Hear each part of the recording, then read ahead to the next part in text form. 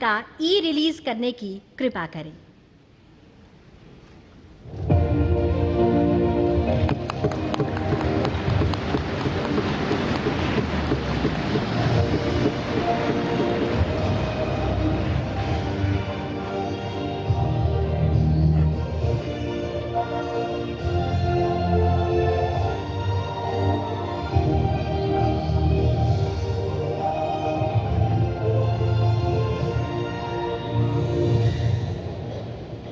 बहुत बहुत धन्यवाद। अब माननीय राष्ट्रपति जी, आपसे विनम्र अनुरोध है कि आप अपने ज्ञानवर्धक शब्दों से हम सभी का मार्ग प्रशस्त करने की कृपा करें।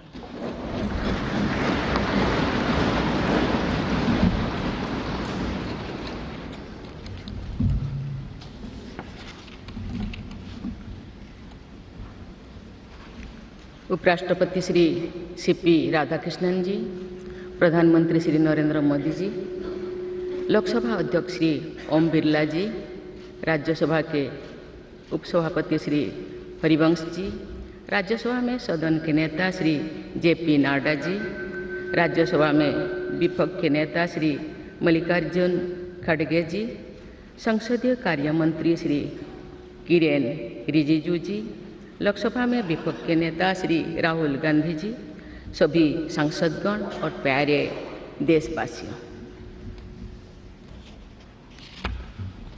संविधान दिवस के ऐतिहासिक अवसर पर आप सबके बीच आकर मुझे हार्दिक प्रसन्नता हो रही है। आज ही के दिन 26 नवंबर 1949 को संविधान सदन के इसी के केंद्रीय कक्ष में संविधान सभा के सदस्यों ने भारत के संविधान के निर्माण का कार्य संपन्न किया था। आज ही के दिन उस वर्ष हम भारत के लोगों ने अपने संविधान को अपनाया था। स्वाधीनता के बाद संविधान सभा ने भारत की अंतरिम संसद के रूप में भी कर्तव्य निर्वहन किया। प्रारूप समिति के अध्यक्ष बाबा साहेब डॉक्टर भीमराव अंबेडकर हमारे संविधान के प्रमुख निर्माताओं में से थे। बाबा साहेब की 125वीं जयंती के वर्ष में यानी सन 2015 में 24 नवंबर को प्रतिवर्ष संविधान दिवस के रूप में मनाने का निर्णय लिया गया और निर्णय अत्यंत सार्थक सिद्ध हुआ है। आज के दिन पूरा देश भारतीय लोकतंत्र के आधार हमारे संविधान के प्रति तथा उसके निर्माताओं के प्रति आदर व्यक्त करता है। हम भारत के लोग अपने संविधान के प्रति व्यक्तिगत और सामूहिक स्तर पर आस्था व्यक्त करते हैं। अनेक योजनाओं के माध्यम से देशवासियों को, विशेषकर युवा वर्गों को संवैधानिक आदर्शों से अवगत कराया जाता है। संविधान दिवस से मनाने की परंपरा का शुभारंभ करने और उसे निरंतरता प्रदान करने की जितना भी प्रशंसा की जाए और कम।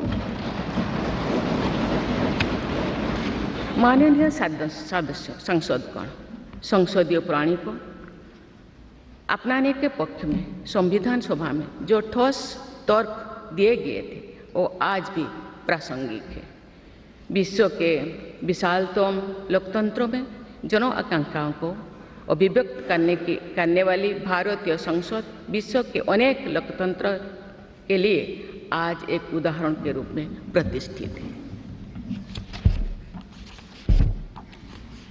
हमारे संविधान निर्माता चाहते थे कि संविधान के माध्यम से हमारा सामूहिक और व्यक्तिगत स्वाभिमान सुनिश्चित रहे।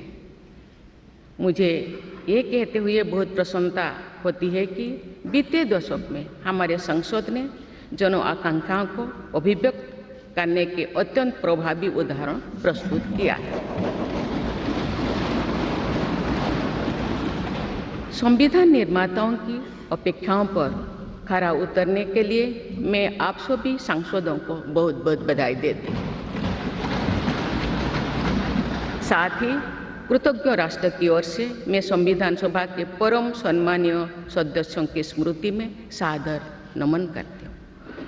हमारे संविधान के अंतरात्मा जिन आदर्शों में अभिव्यक्त होती है वो आदर्श है सामाजिक, आर्थिक एवं राजनैतिक न्याय, स्वतंत्रता, समता और बंधुता।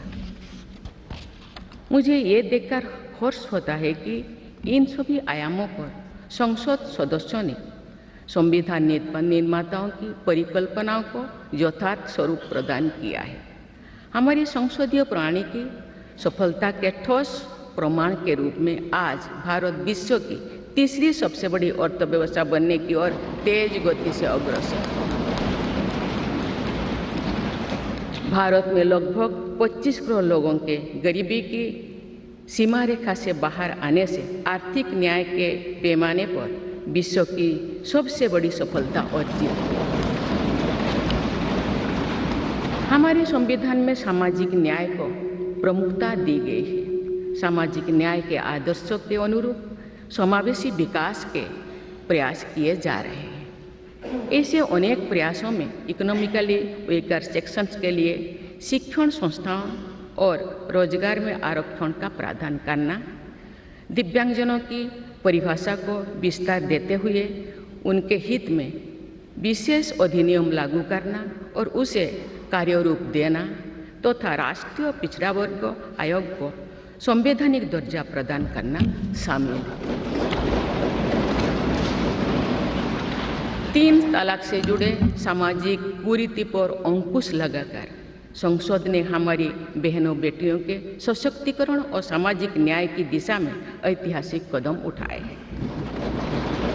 देश के आर्थिक एकीकरण के लिए स्वाधीनता के बाद का सबसे बड़ा टैक्स सुधार गुड्स एंड सर्विसेज टैक्स के रूप में किया गया है।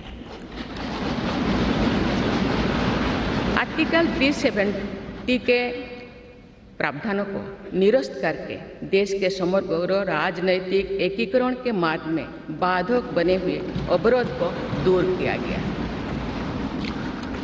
नारी शक्ति बंधन अधिनियम द्वारा वुमेन लीड डेवलपमेंट के एक नए युग आरंभ होगा।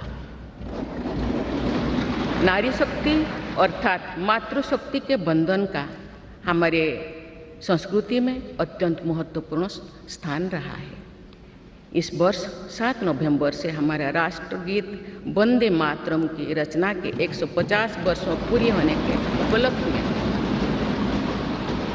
देशव्यापी स्मरण उत्सव मनाया जा रहा है। ये स्मरण उत्सव भारत माता को समृद्ध, सशक्त और आत्मनिर्भर बनाने का संकल्प का अवसर है। मुझे विश्वास है कि इस राष्ट्रीय संकल्प की सिद्धि के लिए आप सभी सदस्यगण देशवासियों को दिशा और प्रेरणा प्रदान करेंगे। हमारा संविधान हमारी राष्ट्रीय अस्मिता का ग्रंथ है। ये हमारी राष्ट्रीय पहचान का ग्रंथ है। ये कॉलोनियल माइंडसेट का परित्याग करके नेशनलिस्ट माइंडसेट के साथ देश को आगे बढ़ाने की मार्गदर्शक ग्रंथ है।